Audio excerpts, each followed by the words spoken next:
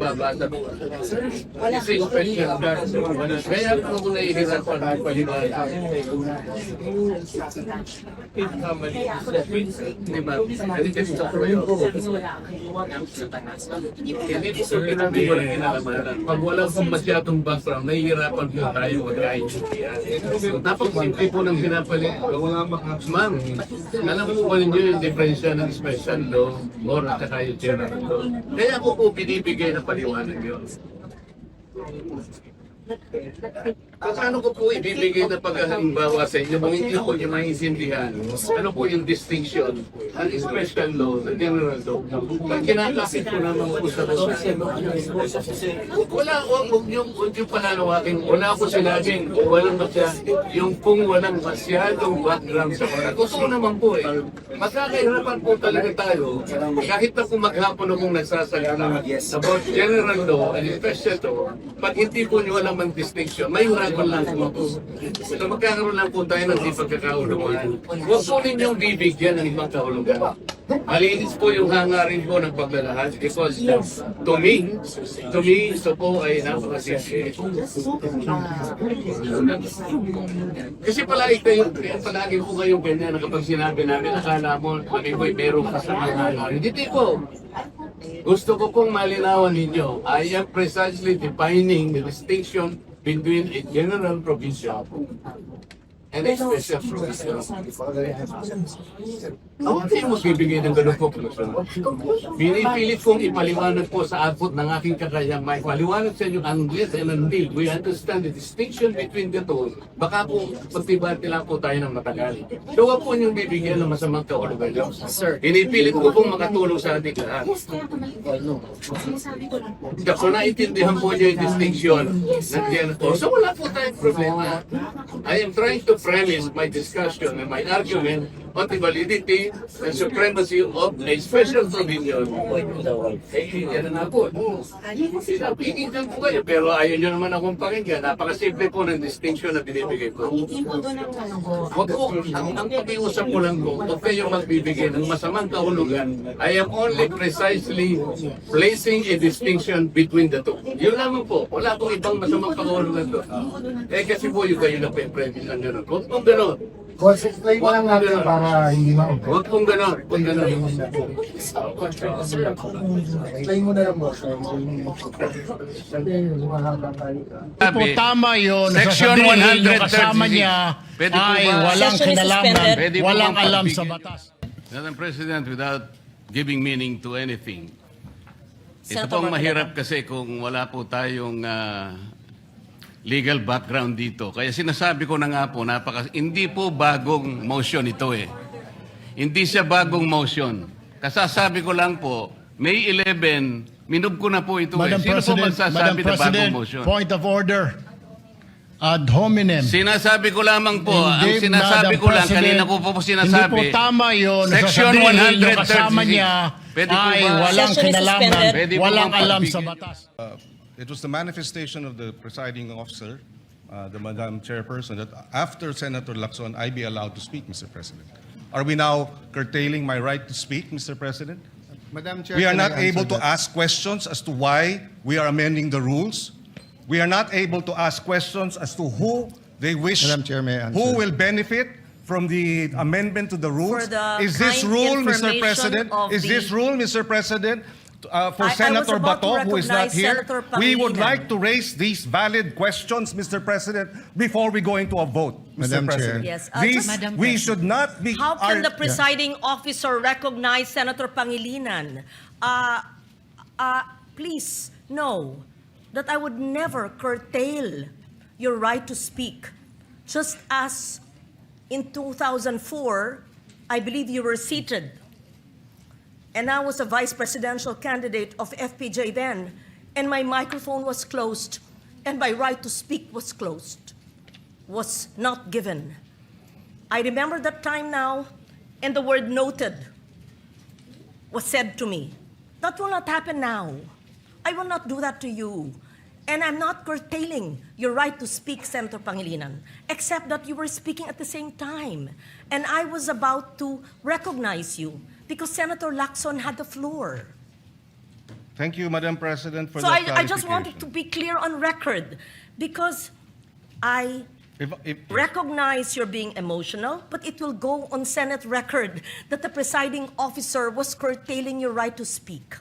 I would never do that. And I would not do what I experienced in 2004 in the House of Representatives in the canvassing of the votes then. Mr. President. Thank you. Madam President, with due respect, Mr. President, I was I'm not yielding- referring to the Madam presiding President, officer. Yeah, I'm yielding the floor to Senator Pangilinan. Yes, Thank thank you, you. Senator Lacson. We recognize Senator Francis Pangilinan. Yes, Mr. President, and allow me to clarify, Madam President. I was not referring to the presiding officer in terms of the curtailing of my right to speak and to raise questions, Mr. President, because it was the Senate President who was moving to divide the House, Mr. President, without sufficient debates. Mr. President, this is the first time I'm going to experience this in a long time wherein debates are now being curtailed because there's a Since you're motion not to being divide the House. curtailed, we would like to hear your objection to the motion. Thank you. Mr. President, there are a lot of questions that have to be raised as to why this amendment to the rules is being undertaken at this time. Precedent provides, Mr. President, that when we amend our rules, we do so by way of resolution. We do not have that resolution now. In fact, Mr. President, a total 48 amendments of our rules all went through resolutions. This is the first time after 48 amendments, Mr. President, that we do not have a resolution so that we can Point vote of order, Madam Chair. and amend the rules properly, Mr. Yeah, President. point of order. Point of order takes Yes, precedence. Senate President. Point of order takes Yes. precedence First over of all, everything else. I hope we learned our lesson. Senator Pangilinan already apologized to Senator Padilla, then now you're shouting at us. No? No, the record will show, nakatape naman eh. Ang taas-taas ng boses nyo eh. Di ba? You were shouting at kaya nga hindi magkarinigan. Now, what's my point of order? We are not discussing the merits yet of the amendment. No one's curtailing your rights because wala pa tayo dun eh. Ang pinagbobotohan natin ngayon, kung pwedeng i-take up sa floor o hindi. Yun ang itina-take up natin. And the arguments have already been laid out.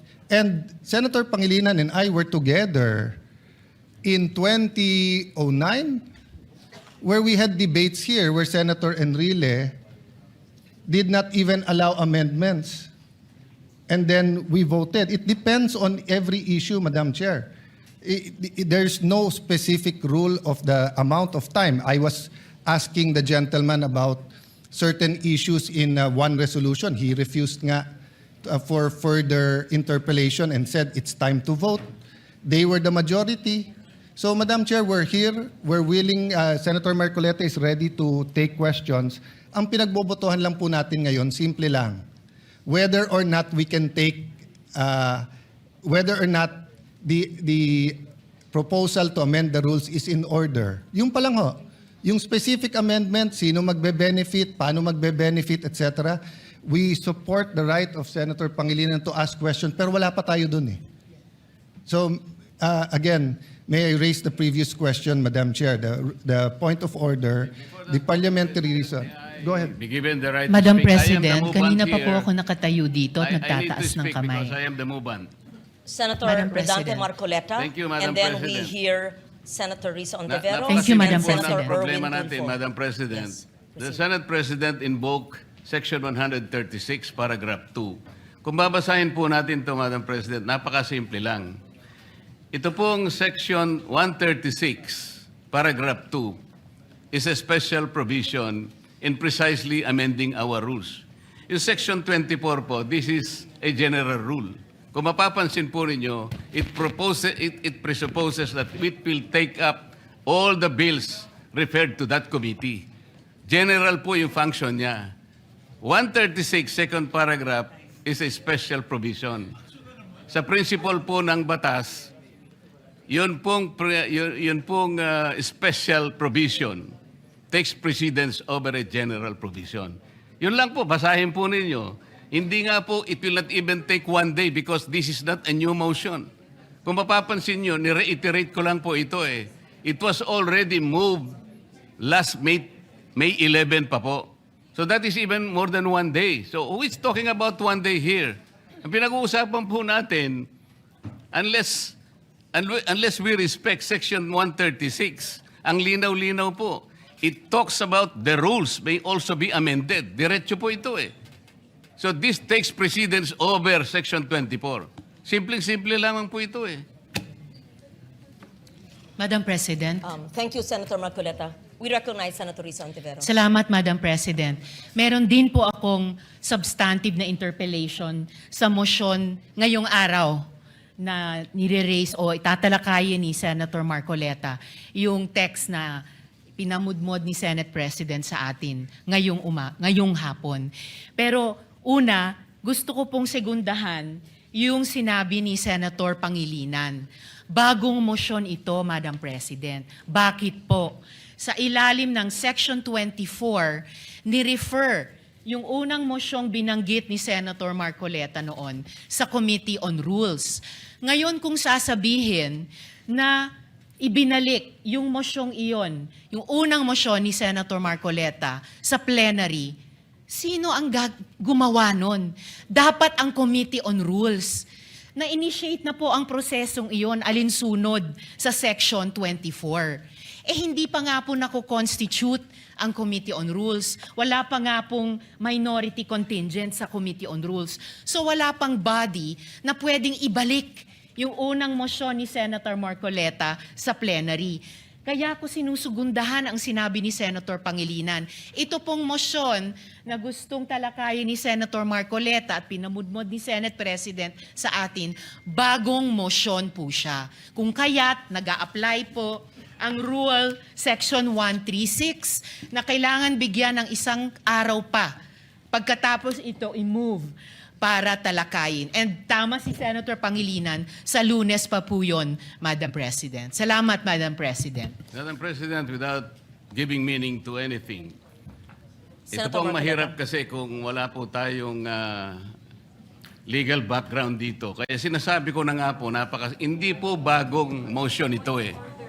Hindi siya bagong motion. Kasasabi ko lang po, May 11, minub ko na po ito Madam eh. Sino po President, magsasabi na bagong motion? point of order.